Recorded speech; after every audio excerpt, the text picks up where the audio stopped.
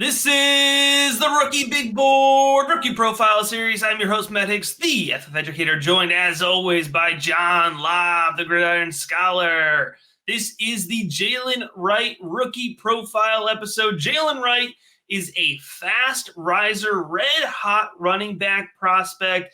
It's given folks a little bit of excitement in a class that otherwise, maybe hasn't been the most exciting.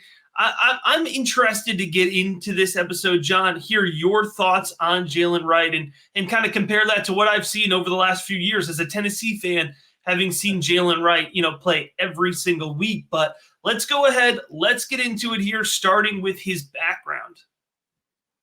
When I heard he was going to the Senior Bowl back in December, Matt, I broke down the tape and plugged in his numbers.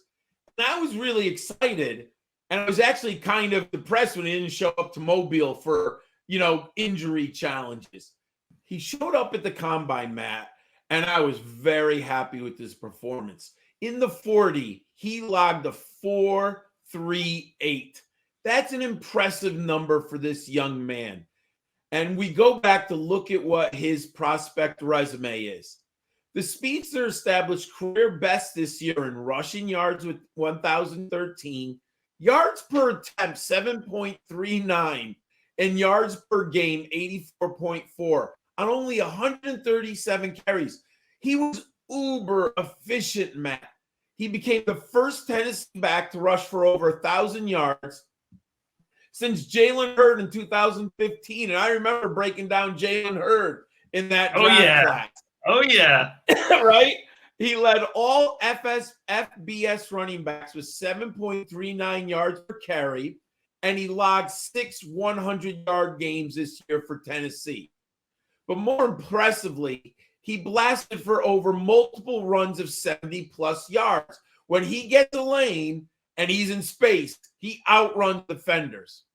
And last year in the summer, Bruce Feldman placed him as number 24 on his freaks list. So he had a little bit momentum with his athletic ability there, and he came through. As a sophomore in 2022, he led the team in rushing with 875 yards and scored 10 times. In the SEC, he ranked fifth with 5 30-plus yard runs and finished third with 2 50-plus yard carries. You even go back as a true freshman, he immediately earned playing time and totaled 85 carries for 409 rushing yards and 4 touchdowns. Coming out of high school, he was a 3-star recruit in 2021. He enrolled early at Tennessee in January, and he participated in spring practices with the Volunteers. He's a very young prospect, Matt. He's got 3 years under his belt of production.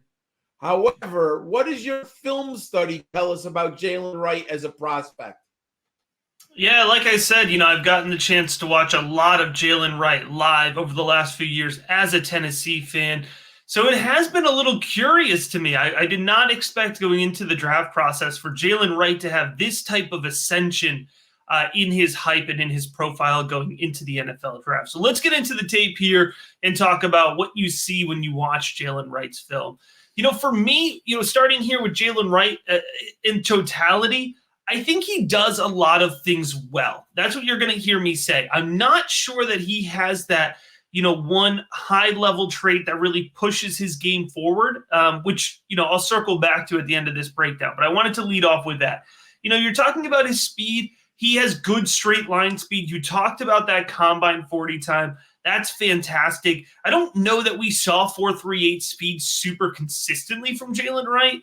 I think actually when you're watching his film, what's really impressive is that he maintains speed very well through his run. He gets going off the line of scrimmage. He's not super explosive. He's not super bursty to me, but he can get off the line of scrimmage well, and he'll hold that speed downfield. Whether it's a 10-yard play, a 20-yard play, he doesn't have that second, third gear. But he moves well from his first gear. So he's kind of got an interesting level of speed in that sense. I like his athleticism. I think he's got good lateral quickness when working in between the tackles. He's got quick feet, and I think that helps him navigate space well. You have to understand, too, playing in the Josh Heupel offense, you're playing in space a lot, and I think that does really help you open up gaps. and look well moving laterally. I do like his vision. Again, I think he's got good vision, right? I think he anticipates space well. He's decisive through cutback lanes. So I'd say in terms of his vision, what really jumps out to me is his ability to work cutback lanes. But I do think there's examples of him on tape missing space, not anticipating the second level well. In terms of his strength, I wouldn't say he's a physically overpowering running back. You get to see him play up against SEC defenders. He doesn't look overwhelmed, but he also doesn't dominate.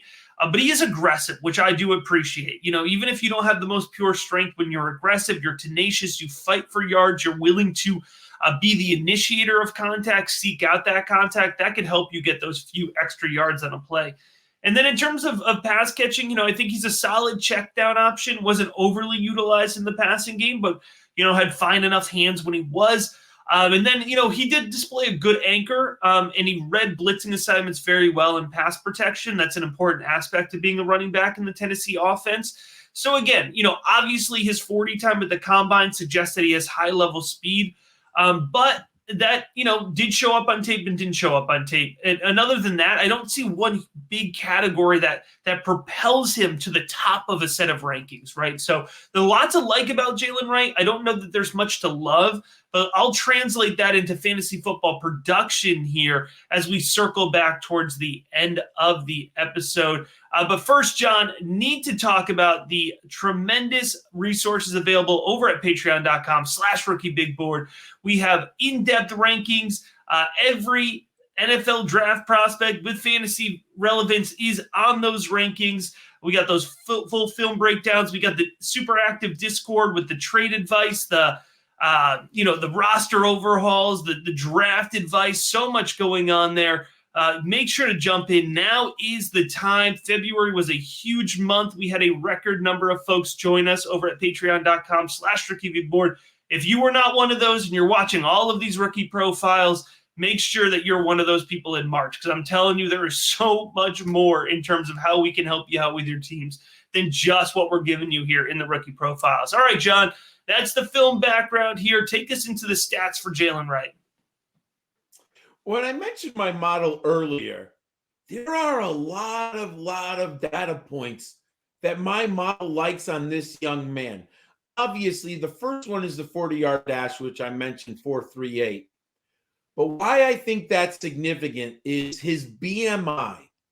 At 5'11", 210, Matt, he comes in at 29.3. Now, the statistics are pretty overwhelming for a running back to have a BMI of over 30. So he's right on the edge, right? If he was like 212, 213, he'd probably be at that. So I was very happy with his BMI measurement.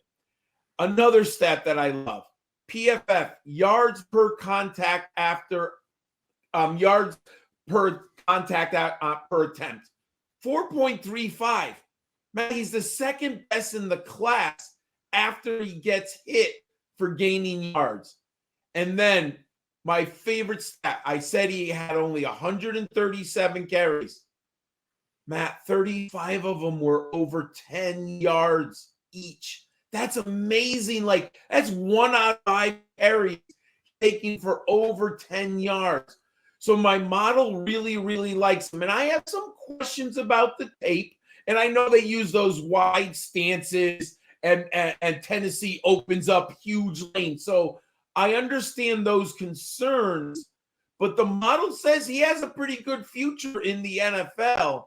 Matt, well, what we really want to know is what's his fantasy future? What do you think? Absolutely, John. Let's put it all together here. Let's talk about that fantasy football translation, starting as we always do with that NFL draft capital. For me, he's a day 3 early selection. Round 4 feels like the right spot.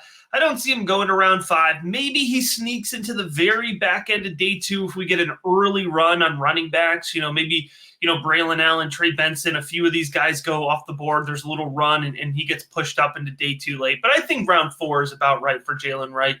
And if he does go there, with kind of where his stock is at this point, I would see his fantasy football ADP in the Superflex rookie draft kind of landing in that 208 to 212 range, a late second round selection.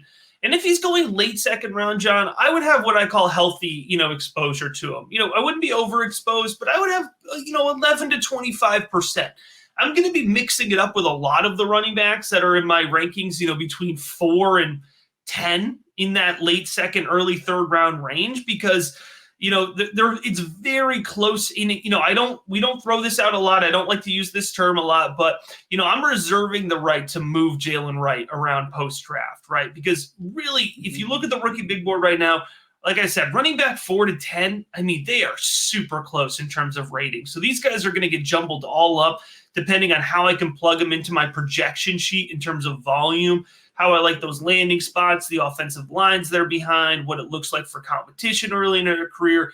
And Jaylen Wright, he's right in that mix. So he could see his value really skyrocket, or he could see himself cooled off a lot. But regardless, he's going to fall, I think, into my flex filler tier, which is, the running backs 3 or 4, so running backs, 30 to 46, 48, somewhere in that range, not the flashiest guy, but you need depth at the running back position, right? Like you need guys to put in your flex spot in your lineups. You need guys as injuries pile up and the season goes on. And, if Jaylen Wright finds himself into a lead volume position, I think he could be really effective in that role, which is where my fantasy football value comp for him right now is Ty Chandler.